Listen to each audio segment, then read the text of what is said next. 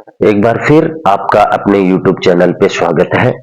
Tense की श्रृंखला में आज हम पास्ट टेंस का चौथा और अंतिम भाग लेकर आपके सामने हैं। आज का टेंस है पास्ट परफेक्ट कंटिन्यूअस टेंस। इस टेंस का प्रयोग पास्ट के किसी एक्शन, जिसे आप कार्य कह सकते हैं, की कंटिन्यूटी दिखाने के लिए किया जाता है।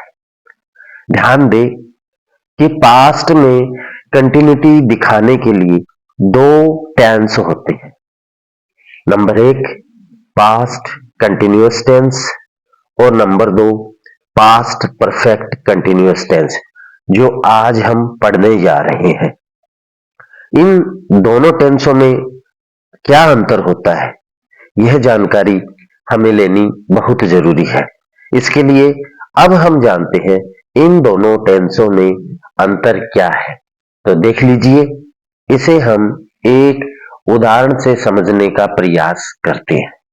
उदाहरण, एक सिचुएशन है जहां मैंने देखा कि एक लड़की बस का इंतजार कर रही थी। जैसे इस उदाहरण को हम दूसरे शब्दों में या और स्पेसिफाई करें तो राधा बस का इंतजार कर रही थी। इस वाक्य में कार्य की निरंतरता है, अतः यह कंटिन्यूअस की श्रेणी में आता है। और जब इसको हम देखें तो यह सामान्य पास्ट है, यानी पास्ट में समय स्पेसिफाई नहीं किया गया है। वह केवल बस का इंतजार कर रही थी जब हमने देखा उसको। और अब मैं यूं कहूं कि, या दूसरी तरह से बोले, राधा 2 घंटे से बस का इंतजार कर रही थी। इस वाक्य में और उस वाक्य में आप अंतर देखिए। यह भी कंटिन्यूअस शो करता है, परंतु एक विशेष स्थिति से अवगत भी करवाता है। जैसे उस वाक्य में समय का जिक्र कहीं नहीं है और इस वाक्य में हम समय का जिक्र पाते हैं। यहाँ राधा जब हमने देखा तब 2 घंटे से इंतजार कर रही थी, और उस वाले वाक्य में जिसे हमने सामान्य पास्ट कहा है उसमें 2 घंटे का जिक्र कहीं नहीं है। तो यह बेसिक अंतर दोनों वाक्यों में है। जब समय का जिक्र आए, समय की बात की जाए वाक्य में, तो हम उसे पास्ट परफेक्ट कंटिन्यूअस की श्रेणी में लेंगे, और यदि समय सूचक नहीं है तो पास्ट कंटिन्यूअस में आते हैं। परंतु यह एक विशेष स्थिति से हमें अवगत करवाता है, वो बात हमें सदा ध्यान में रखनी है। या आप इस तरह समझ सकते हैं कि यह टेंस पास्ट में और पास्ट तक जाता है, यानी पास्ट में हमें रखता है और उससे पहले की बात करता है। जब हमने राधा को देखा तो यह पास्ट है, और राधा कितने घंटे से इंतजार कर रही है, जैसा कि हमने सेंटेंस में देखा, राधा 2 घंटे से इंतजार कर रही है। इस टेंस में राधा हमें बता रही है कि वह 2 घंटे पहले की बात है। इस तरह के वाक्य परफेक्ट कंटिन्यूअस की श्रेणी में आते हैं, क्योंकि यह समय से भी पहले जाते हैं। जब हम इस टेंस के हिंदी वाक्यों के अंत की बात करें, हिंदी वाक्य अगर हमारे सामने हो, उनकी पहचान करने के लिए 2 कंडीशन होती है। कंडीशन नंबर 1, यदि समय सूचक या टाइम इंडिकेटर्स का हमें पता हो, तो हिंदी वाक्यों में से रहा था, से रही थी और से रहे थे। तथा यदि टाइम इंडिकेटर नहीं हो तो वाक्यों में ता रहा था, ती रही थी और ते रहे थे आदि शब्द आते हैं। इस टेंस की हेल्पिंग वर्ब के रूप में हैड के साथ बीन का प्रयोग किया जाता है, अर्थात हैड बीन समान रूप से एक वचनकर्ता और बहुवचनकर्ता के साथ में प्रयोग में ली जाएगी। एक वचनकर्ता को सिंगुलर सब्जेक्ट और बहुवचनकर्ता को प्लूरल सब्जेक्ट कहते हैं। एक बार फिर देख लेते हैं। एक वचन करता ही, सी, इट और कोई नाम, बहुवचन करता आई, वी, यू, दे और एंड से जुड़ी हुई दो नाउन और प्रोनाउन। मैन वर्ब की बातें करें तो इस टेंस में मैन वर्ब की फर्स्ट फॉर्म आती है।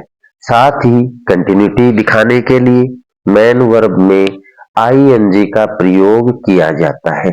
आईएनजी लगते ही क्रिया अपनी निरंतरता का प्रदर्शन करती है। समय सूचक दो काम में लिए जाते हैं, जिसे हम टाइम इंडिकेटर कह सकते हैं, सिंस और फॉर। तो इस टेंस में सिंस और फॉर का प्रयोग समय सूचक के रूप में होता है। Since for point of the time and for the period of the time. अब हम बात कर लेते हैं स्ट्रक्चर ऑफ सेंटेंसेज की। स्ट्रक्चर ऑफ सेंटेंसेज में सबसे पहले affirmative sentence, subject plus had plus been plus verb में आईएनजी प्लस ऑब्जेक्ट। इंटरोगेटिव और नेगेटिव की भी बातें कर लेते हैं। तो पहले नेगेटिव, नेगेटिव में subject plus had plus not plus been plus verb में आईएनजी प्लस ऑब्जेक्ट। इंटरोगेटिव की बातें करें तो हेड सबसे पहले, फिर सब्जेक्ट, फिर बीन प्लस वर्ब में आईएनजी प्लस ऑब्जेक्ट। इन फॉर्मूला को आप अच्छी तरह से याद कर लें।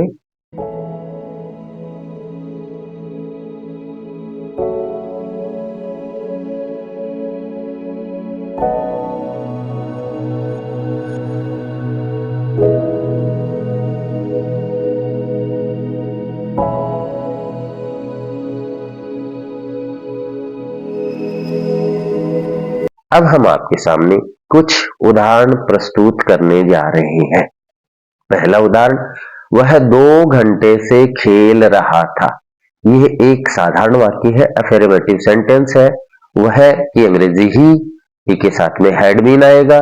प्ले, PLAY प्ले मानी खेलना, PLAYING प्लेइंग मानी खेल रहा। तो अंग्रेजी होगी ही had been playing for 2 hours. For period of time के लिए है, इसलिए फॉर का प्रयोग हुआ है। नेगेटिव वाक्य बनाइए जब इसका, वह 2 घंटे से खेल नहीं रहा था। तो he had not been playing for 2 hours। Interrogative, क्या वह 2 घंटे से खेल रहा था? had he been playing for 2 hours। इस तरह हमने तीनों वाक्य आपके सामने रखे हैं। इनको अच्छे से समझने में और उसके बाद जब हम एक्सरसाइज आपके सामने होंगी तो अच्छे से कर पाएंगे। चलिए एक और वाक्य कर लेते हैं। वे इस घर में 1990 से रह रहे थे। जब यहाँ हम वाक्य देख रहे हैं तो रहे थे से रहे थे आ गया है, इससे पास्ट परफेक्ट कंटिन्यूअस की श्रेणी में है। वे की अंग्रेजी they had been living in this house और पॉइंट ऑफ टाइम के लिए सिंस 1990। तो अफर्मेटिव सेंटेंस हुआ they had been living in this house since 1990। और इसका हम नेगेटिव बनाए, वे इस घर में 1990 से नहीं रह रहे थे। They had not been living in this house since 1990। और इंटेरोगेटिव, क्या वे इस घर में 1990 से रह रहे थे? तो होगी had they been living in this house since 1990। अब दूसरे तरह के उदाहरण लेते हैं। मैं दौड़ता रहा था, इसमें ता रहा था सेकंड टाइप के आ गए हैं, तो इसकी होगी आई हैड बीन रनिंग। मैं दौड़ता नहीं रहा था, नेगेटिव होगा I had not been running. जब हम इसका इंटेरोगेटिव बनाएं, क्या मैं दौड़ता रहा था की अंग्रेजी होगी सबसे पहले हैड आई बीन रनिंग। अब इसी टाइप का एक दूसरा उदाहरण आपके सामने प्रस्तुत करने जा रहे हैं।